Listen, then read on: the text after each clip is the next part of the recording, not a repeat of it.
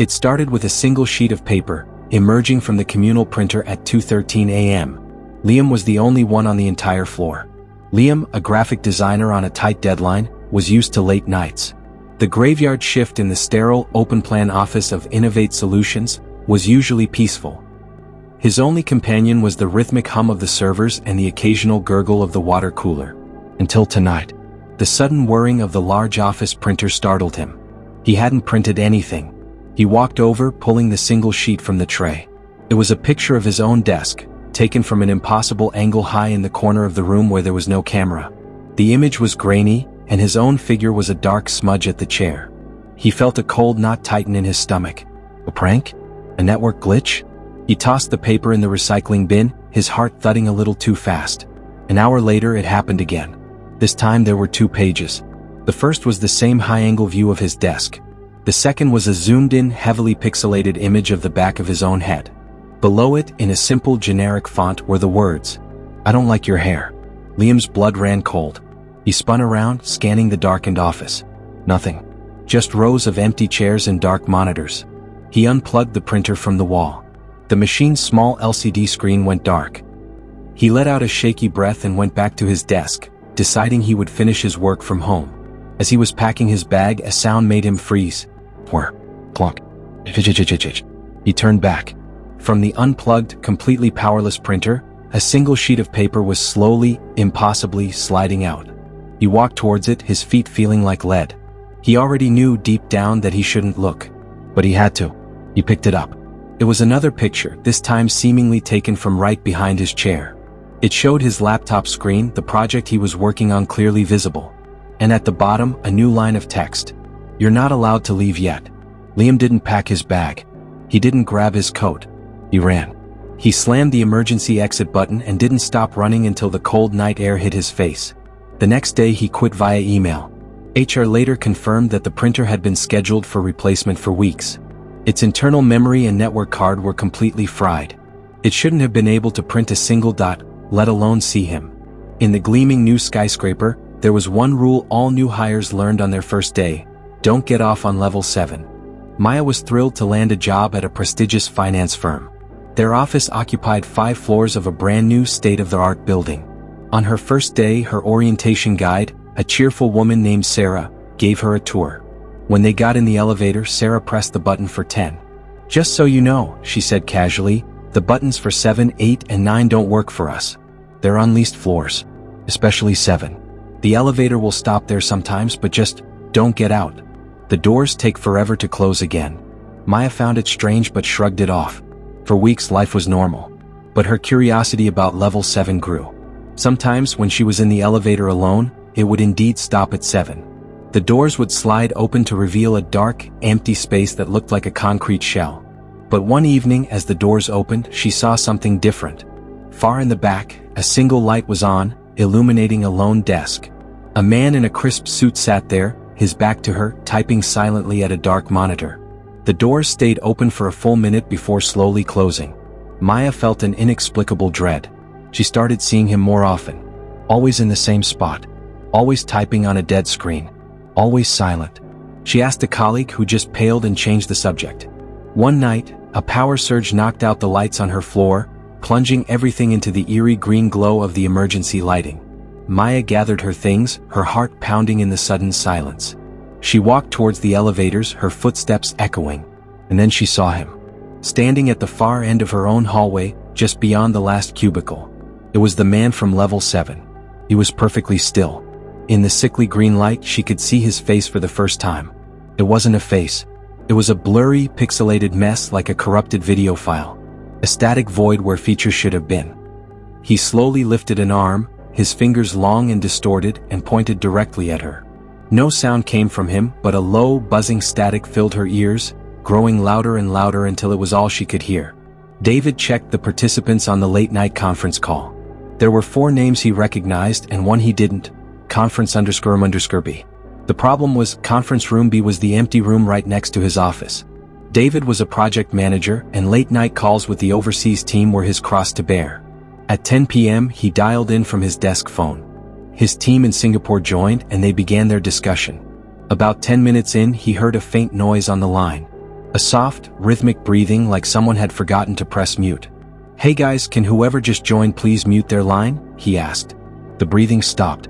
He continued, but a few minutes later, it was back, louder this time. He checked the digital roster on his screen.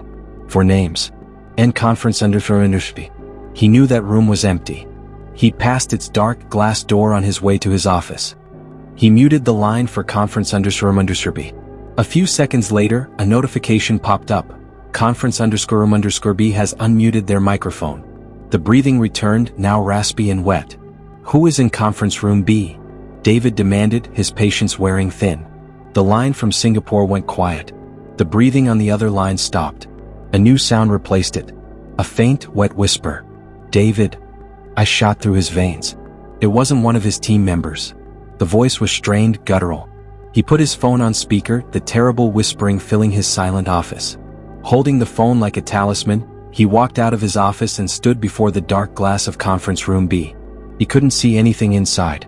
The whispering from his phone grew more intense, more desperate. "Let me in, David." With a trembling hand, he pushed the door to conference room B open. It was exactly as he'd expected, pitch black, empty and cold. He stood in the doorway, confused and terrified. Then, from the speaker of his phone, he heard it. A new sound. The distinct, loud creak of the conference room door he had just opened. And then a choked, gurgling whisper, suddenly clear and close, as if spoken directly into the microphone. "I'm here now."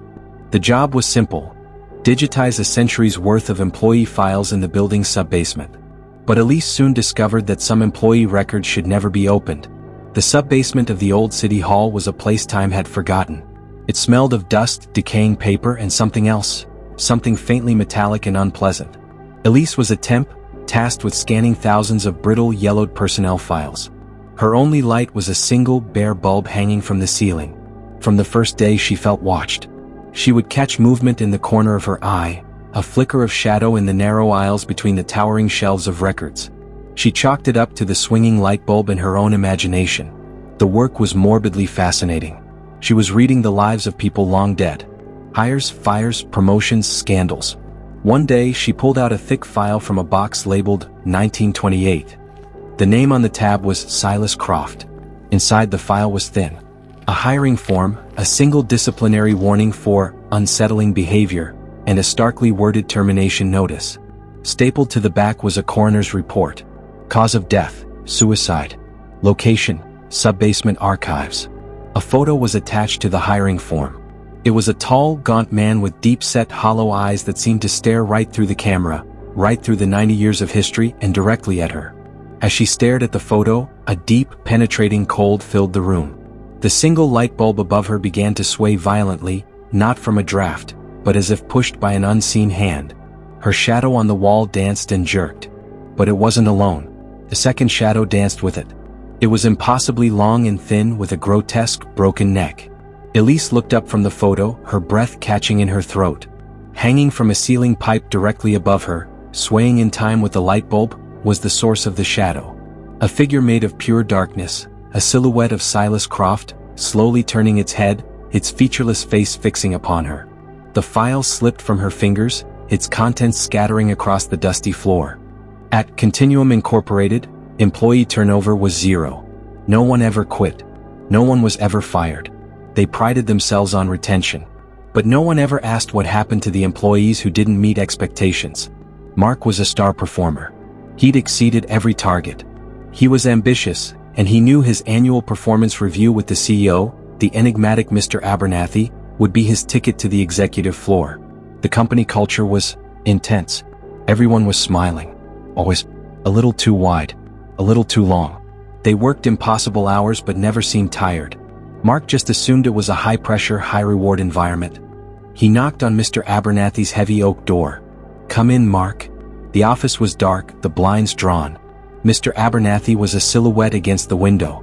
"Mark, we've been watching your progress. Your integration has been remarkable." The word integration felt odd. Mr. Abernathy didn't ask him to sit. He just stood there, his face obscured by shadow. "Here at Continuum we are a family. A single, cohesive unit. We share our goals, our ambitions, our very essence." The air grew heavy, thick with a strange, ozone-like smell. Your performance has been excellent, Mr. Abernathy continued, his voice seeming to echo as if spoken by more than one person. But excellence is just the first step. The next step is permanence. Mr. Abernathy stepped forward into a sliver of light from the hallway. His smile was too wide. His eyes were perfectly black, devoid of iris or pupil. They were like polished stones. It's time for you to truly join us, Mark. To be one with the company. Mr. Abernathy gestured towards the wall beside his desk. For the first time, Mark noticed it wasn't wood paneling. It was a textured, faintly shimmering surface. He looked closer, his mind refusing to process what he was seeing. Pressed into the wall, as if part of the very structure of the room, were faces. The faces of his colleagues. Their eyes were closed, their expressions serene, but their mouths were stretched into those same, wide, permanent smiles. He saw Sarah from HR. He saw Tom from accounting. They weren't pictures. They were in the wall. "We have a space reserved just for you," Mr. Abernathy whispered, his voice a chorus of 100 whispers. "The best performer always gets the best spot. Welcome to the team." Permanently. The door clicked shut behind Mark, plunging the room into darkness.